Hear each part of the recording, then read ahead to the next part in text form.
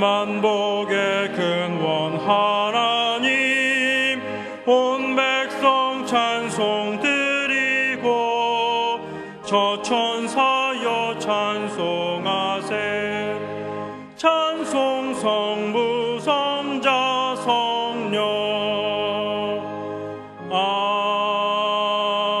아멘. 수고하고 무거운 짐진 자들아 다 내게로 오라. 내가 너희를 쉬게 하리라. 나는 마음이 온유하고 겸손하니 나의 멍에를 메고 내게 배우라. 그러면 너희 마음이 쉼을 얻으리니 이는 내 멍에는 쉽고 내 짐은 가벼움이라 하시니라.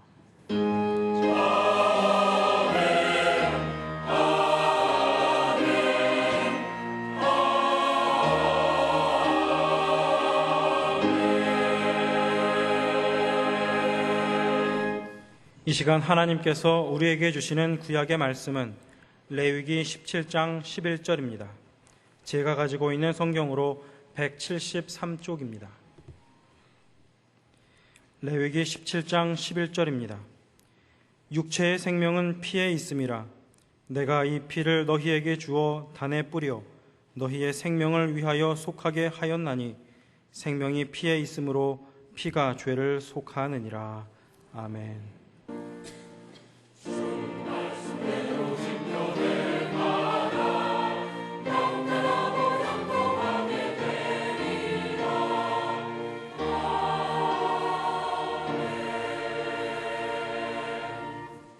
하나님께서 우리에게 주시는 신약의 말씀은 에베소서 1장 3절에서 7절입니다.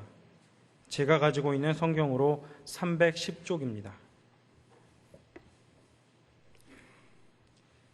에베소서 1장 3절에서 7절입니다. 찬송하리로다. 하나님 곧 우리 주 예수 그리스도의 아버지께서 그리스도 안에서 하늘에 속한 모든 신령한 복으로 우리에게 복 주시되 곧 창세전에 그리스도 안에서 우리를 택하사 우리로 사랑 안에서 그 앞에 거룩하고 흠이 없게 하시려고 그 기쁘신 뜻대로 우리를 예정하사 예수 그리스도로 말미암아 자기의 아들들이 되게 하셨으니 이는 그의 사랑하시는 자 안에서 우리에게 거저 주시는 바 그의 은혜의 영광을 찬미하게 하려는 것이라. 우리가 그리스도 안에서 그의 은혜의 풍성함을 따라 그의 피로 말미암아 구속 곧 죄사함을 받았으니. 아멘. 구약 시대에는 죄를 지으면 수시로 제사를 드려서 속죄를 받았는데 이때는 반드시 피 흘림이 따르고 그것은 또한 동물의 생명을 피로 바치는 것이었습니다. 그래서 오늘의 구약 본문 하반절을 개정판으로 보면 피가 바로 생명을 지니고 있기 때문에 죄를 속하는 것이다 그랬습니다. 이것은 그대로 신약에도 적용되고 있는데 히브리서 9장 22절 하반절에 피 흘림이 없은즉 사함이 없느니라. 한편 오늘의 신약 본문 7절을 다시 보시면 우리가 그리스도 안에서 그의 은혜의 풍성함을 따라 그의 피로 말미암아 구속 곧 죄의 사함을 받았으니 했습니다. 구속의 장소는 그리스도 아니고 그 동기는 그의 은혜의 풍성함을 따라 이루어진 것이고 그 방법은 그의 피로 말미암아 그렇다는 겁니다. 생명의 근원인 피로 죄를 속하는데 그런데 죄인의 피로서는 다른 사람의 죄를 해결할 수 있겠습니까? 도둑님들이 저희들끼리 모여서 재판을 한다고 재판이 의미가 있겠습니까? 그래서 죄 없으신 하나님의 어린 양 예수 그리스도의 피로만 가능하고 그것은 또한 하나님께서 죄인을 사랑하다 극진히 사랑하셔서 그 은혜의 풍성함을 따라 죄인에게 값없이 주신 것입니다. 값없이 주셨어요. 우리가 구원받은 것을 무슨 수로 계산을 할 수가 있겠습니까?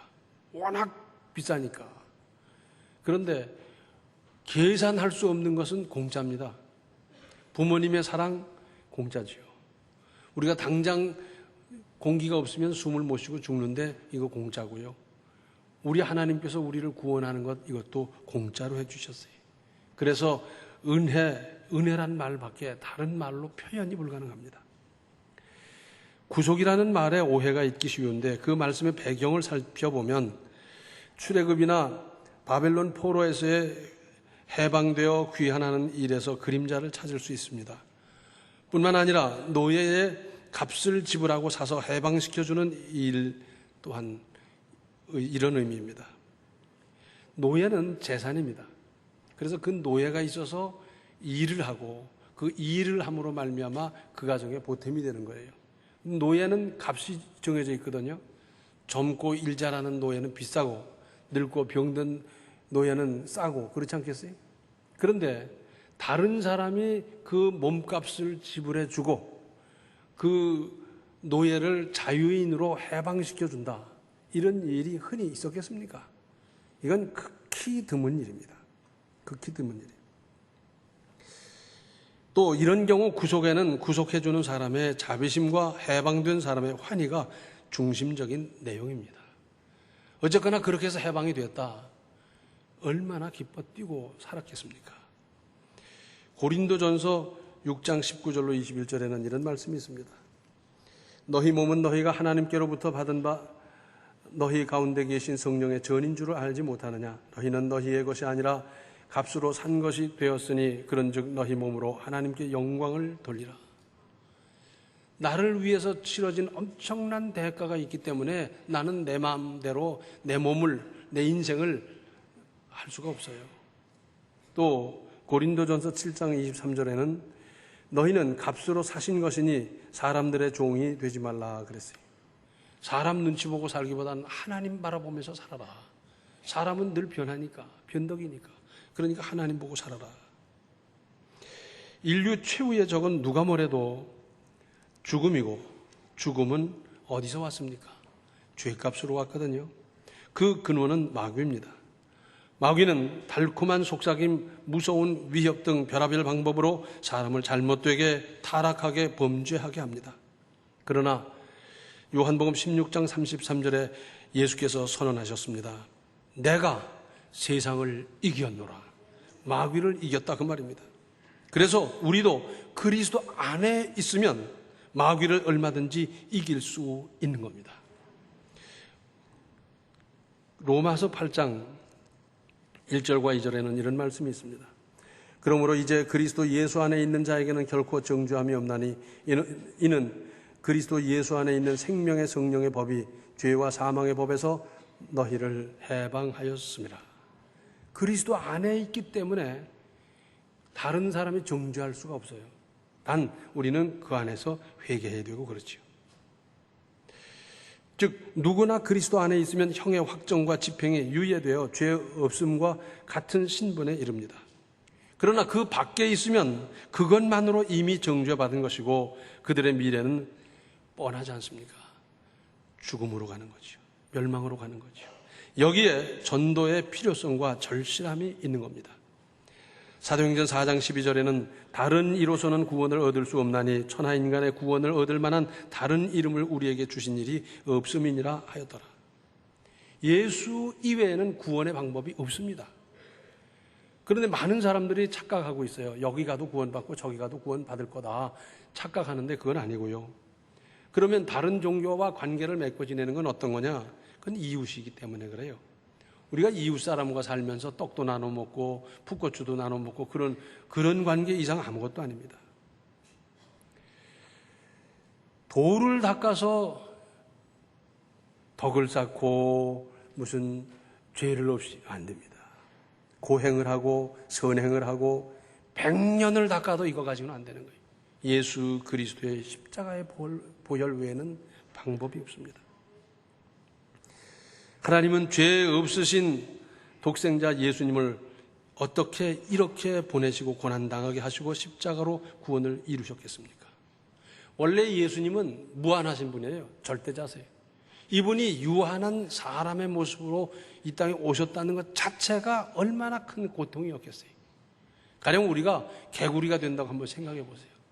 이건 말도 못하는 고통인데 우리가 개구리 되는 거나 예수님이 인간의 모습을 입고 이 땅에 오는 거나 뭐가 다르겠어요? 오래전에 중국의 서양 선교사가 일을 하고 있는데 거기에는 가정부가 있었습니다. 열심히 일을 잘하던 가정부가 하루는 자기가 그만두겠다는 거예요. 깜짝 놀랐습니다. 아니, 월급이 적으냐? 아니다. 내가 비인격적으로 대우를 했냐? 아니다. 무슨 사정이 있느냐? 일이 많으냐? 전부 아니라는 거예요. 그래서 자꾸 따졌습니다. 도대체 왜 그만두려고 그러냐? 그랬더니 거길 보니까 2층 올라가는 계단에 붙여 있는데 예수님의 십자가 상이 그려져 있어요. 저건 얼마나 끔찍한지 볼 적마다 그냥 아주 끔찍해서 못 보겠고 꿈에 나타나고 어째 저런 끔찍한 걸 갖다 여기다 걸어놓고 그러고 사냐. 난 저것 때문에 못 살겠다. 맞아요. 십자가는 끔찍한 건데 사실은 예수님이 못 박혔다 보기보다 내가 죽은 자리 아니겠습니까? 내 죄값으로 내가 죽어야 될 자리를 우리 주님께서 대신 먼저 죄값을 치러주신 자리 아니겠습니까? 그런 상상을 해봅니다. 막역하다 그런 말이 있죠. 거역할 수 없다는 거죠. 무슨 요구를 하든지 거역할 수 없는 사이를 말할 때 막역한 사이, 막역지구 그런 얘기를 하지요. 그런데 내 운명을 쥐다시피 하고 있는 사람이 내가 거역할 수 없는 사이인 그 사람이 나를 찾아와서 말하기를 내 아들이 지금 죄를 짓고 3년 징역 언도를 받아서 지금 교도소에 들어가게 돼 있는데 당신 아들, 내 아들이 대신하게 좀 해달라. 그러면 어떡하겠어요? 그러라고. 그럼 내 아들이 3년 동안 징역 살고 나오면 되겠다고 그럴 사람이 있겠어요? 아무도 없어요. 아무도 없어요. 아브라함은 브엘세바에서 떠나 모리아 산으로 3일 길을 아들을 데리고 가면서 무슨 생각을 했겠습니까? 이 아이를 제물로 거기 가서 바쳐야 되는데 아마 처음부터 끝까지 말은 못하고 마음속으로 그렇게 중얼거렸을 거예요. 하나님, 나를 죽이십시오. 나를 제물로 받으십시오.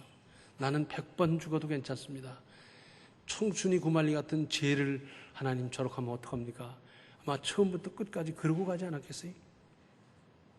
그런데 우리 하나님께서는 죄 없으신 예수님을 이 땅에 보내셔서 죄인의 죄값을 치르셨어요. 그의 피로 말미암아 구속 곧 죄 사함을 받았을 뿐만 아니라 사실은 예수님의 십자가 안에 모든 것이 다 들어 있습니다. 십자가로 말미암아 구원받았다는 사실만 해도 대단한 일인데 십자가 안에 다 있다니까요. 십자가 안에 한번 들어가 보세요. 거기에는 능력이 있고 위로가 있고 평안이 있고 감사가 있고 기쁨이 있고 화평이 있고 거기 다 있어요. 어떤 목사님이 교회 구호를 오직 주님 그렇게 했어요. 나중에 그럽니다. 왜 오직 주님이라고 했겠냐? 사람 믿을 사람 아무도 없고 기댈 때 아무도 없고 오직 주님밖에는 없어서 주님께만 의지했더니 되더라는 겁니다. 바꿔 말씀드리면 십자가 안에 다 있더라는 거지요. 십자가를 멀리서만 바라보지 말고 이제는 십자가로 구원받은 사람답게 십자가 속으로 들어가서 십자가가 주시는 능력과 위로와 평안과 감사와 기쁨과 은혜를 받으며 누리며 살아가시기를 바랍니다. 기도하시겠습니다. 은혜로우신 아버지 하나님, 내 자식을 내줄 수가 없는데 주님은 어떻게 독생자 예수님을 죄인을 위해서 내주셨습니까? 십자가상에서 몸이 찢길 때 하나님 아버지의 마음은 얼마나 찢어지고 있었습니까? 그렇게 해서 속죄 구원을 이루어 우리는 하나님의 자녀가 되는 이 엄청난 권세를 받았는데 이제는 하나님의 자녀답게 아름답게 살게 하시고 십자가 안에서 십자가가 주는 그 능력과 은혜를 누리며 살아가게 하여 주시옵소서. 예수님의 이름 받들어 간절히 기도하옵나이다. 아멘. 예수 그리스도의 보혈을 깊이 깊이 생각하는 믿음으로 살아가십시오. 지금은 생명의 주 예수 그리스도의 은혜와 하나님 우리 아버지의 극진하신 사랑과 성령의 감화, 감동, 충만, 교통하심이 주님의 보혈을 새기며 살아가는 모든 성도들 머리 위에 이제로부터 영원토록 함께 계시기를 간절히 축원하옵나이다. 아멘.